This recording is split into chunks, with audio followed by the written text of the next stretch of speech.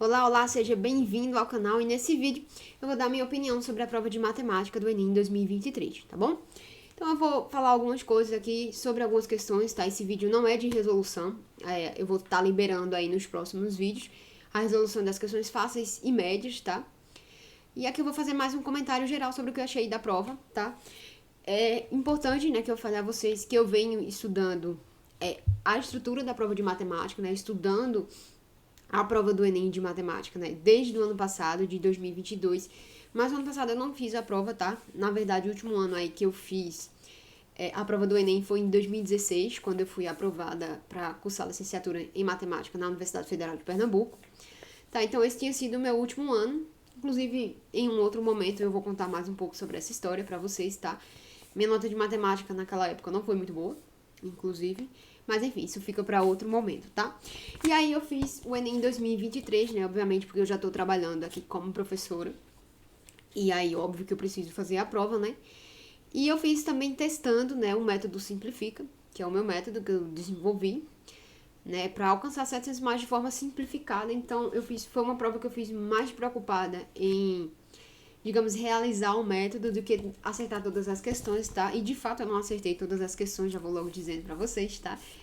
Eu só acertei 38, tá? Eu errei 7 questões, assim, né?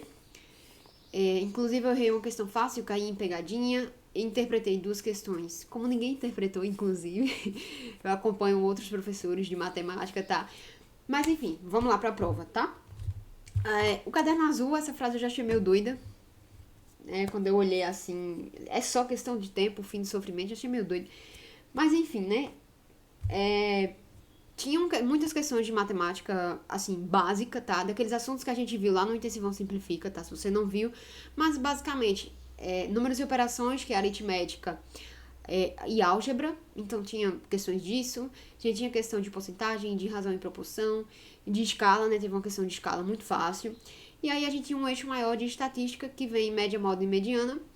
E também a interpretação de gráfico, tá? Então, essas questões, né? Esses assuntos, na verdade eu contei aí 26 questões, tá? De matemática básica. É isso que eu considero matemática básica no Enem. Então, a gente tinha 26 questões e eu considerei aí, né, que essas questões estavam entre fáceis e médias, né, de matemática básica.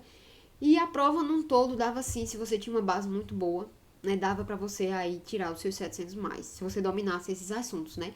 Você conseguiria resolver aí em torno de 22 a 25 questões, tá bom? Mas aí você precisava dominar. Tinha muita pegadinha, inclusive, né? Eu vou mostrar aqui. Tinha a pegadinha do casal, né? Naquela questão que era pra você calcular as gramas de fibra, né? Não sei, daquele pão, né? Que eles faziam uma corrida e precisavam de uma quantidade. Mas aí era um casal e se você não considerasse como 2 pessoas o gasto de energia, você errava a questão.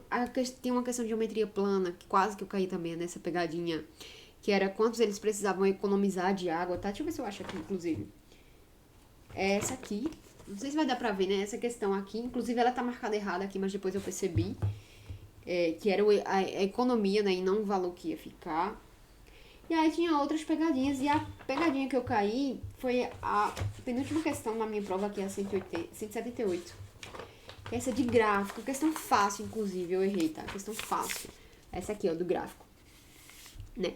Que a questão pede o volume acumulado. Eu reli esse comando e eu não vi essa palavra acumulado. Passou despercebida, realmente. E aí eu caí nessa pegadinha, né? Eu marquei essa letra aqui, ó. Olha que louca.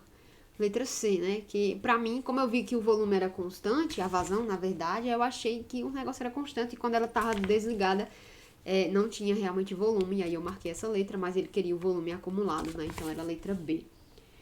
Mas enfim, né? Tinha questões difíceis, tinha questões médias, tinha questão modelo, tinha pegadinha, tinha distrator. Então foi, na minha opinião, uma questão bem padrão do Enem, tá? Nada assim de muita novidade. Achei até uma prova mais fácil do que a do ano passado. Achei um pouco, sim. Né? Embora eu não tenha feito um dia. Mas aí, pelas resoluções, eu acho que essa prova foi mais fácil. Tiveram alguns assuntos que não apareciam há algum tempo e que apareceram nessa prova, né? Como logaritmo, matemática financeira, trigonometria no triângulo retângulo e mais 2 questões de ângulo, né? Fazia um tempo que não caía, inclusive, essas questões. Mas aí, essas questões, algumas delas eram difíceis, né? E se você não viu esses assuntos, não deu tempo de você estudar ou não dominava, eu acho que você não foi muito prejudicado se você manter a sua coerência nos acertos, né? Obviamente, a TR vai ser, dependendo da valorização, você vai conseguir uma pontuação maior se você teve, obviamente, né, a sua coerência. E no mais é isso, tá? Então é só a minha opinião. Achei uma prova tranquila, uma prova boa, mas padrão, tá? Tinha questão modelo, tinha pegadinha, tinha distrator.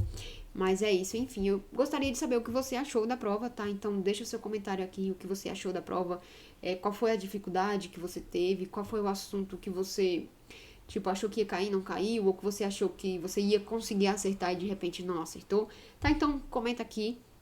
Eu quero muito saber a sua opinião sobre isso. E se inscreve no canal, curte o vídeo. Se inscreve no canal, porque eu vou estar aí liberando as resoluções, tá? Dessas questões. Vou resolver aí as questões fáceis e médias. E me segue lá no Instagram também, porque eu tô postando conteúdo sobre lá e a gente pode ter uma conexão maior, né? Lá eu posto, vou começar a postar todo dia, então a gente pode trocar uma ideia melhor, tá bom? Então me segue lá, se inscreve aqui no canal e é isso. Até o próximo.